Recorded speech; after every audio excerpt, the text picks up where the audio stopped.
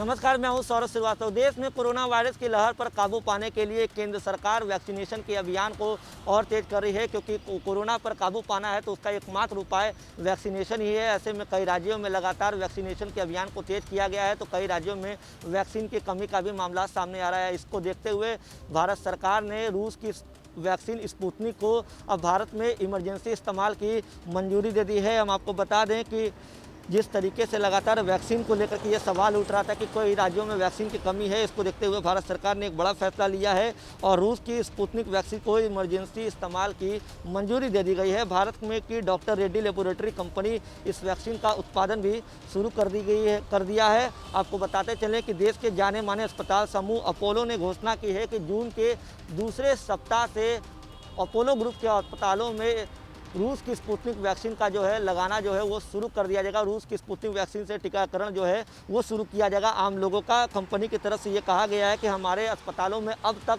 10 lakh vaccine की dose लगाई गई है, जिसमें front line worker, high risk group और कॉर्पोरेट कर्मचारी को प्राथमिकता दी गई थी।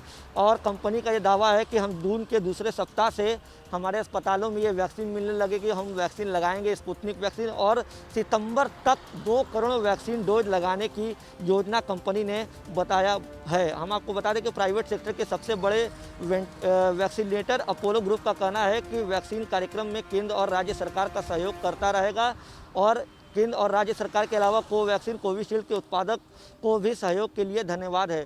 लगातार जिस तरीके से कोरोना का लहर बढ़ रहा था, उस पर काबू पाने के लिए वैक्सीनेशन के अभियान को जिस तरीके से केंद्र सरकार ने तेज किया था, तो कई बड़े प्राइवेट ग्रुप भी इसमें आगे आए थे सरकार की मदद के लिए। तो अब अपोलो ग्रुप ने भी हाथ आगे बढ़ाया है, उसने सरकार का धन्यवाद किया है कि हम अब स्पुतनिक वैक्सीन लगाने की जो है उसको मंजूरी मिली है। और उसने ये कहा है कि जून के दूसरे सप्ताह से अपोलो ग्रुप के अस्पतालों में स्पुतनिक वैक्सीन जो है वो उपलब्ध होगी, और वो लोगों को सितंबर तक उनका ये टारगेट है कि 2 करोड़ लोगों का स्पुतनिक वैक्सीन से टीकाकरण किया जा सके। हम आपको बता दें कि 24 मई को आए एक संयुक्त बयान में रशियन डायरेक्टर इन्वेस्टमेंट फंड और भारतीय दवा उत्पादक कंपनी पैनेसिया बायोटेक ने इस बात की जानकारी दी थी कि बयान में कहा गया था कि गर्मियों में ही इस वैक्सीन का फुल स्केल प्रोडक्शन शुरू हो जाएगा। तो जिस तरीके से कंपनी के बयान में कहा गया था, अब कंपनी का ने स्पुतनिक वैक्सीन का प्रोडक्शन पूरी तरीके से शुरू कर दिया है।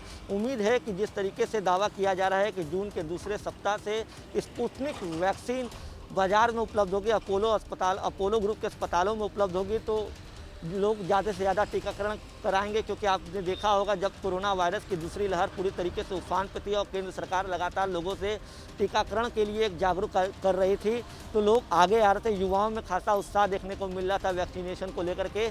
लेकिन कई राज्यों से वैक्सीन की कमी का भी मामला सामने आया, जिसके बाद विपक्ष की पार्टियां लगातार केंद्र सरकार पर निशाना साध रही थी कि सरकार दावा तो करती है कि वैक्सीन कार्यक्रम पूरे तरीके से तैयार है, लेकिन सरकार के सारे दावे खोखले साबित होते हैं कि कई राज्यों में वैक्सीन की कमी का मामला निकल के सामने आया। तो अब रूस की स्पुतनिक वैक्सीन के इमरजेंसी इस्तेमाल की मंजूरी मिल गई है, और अपोलो ग्रुप ने यह दावा किया है कि जून के दूसरे सप्ताह से उनके अस्पतालों में ये वैक्सीन उपलब्ध होगी।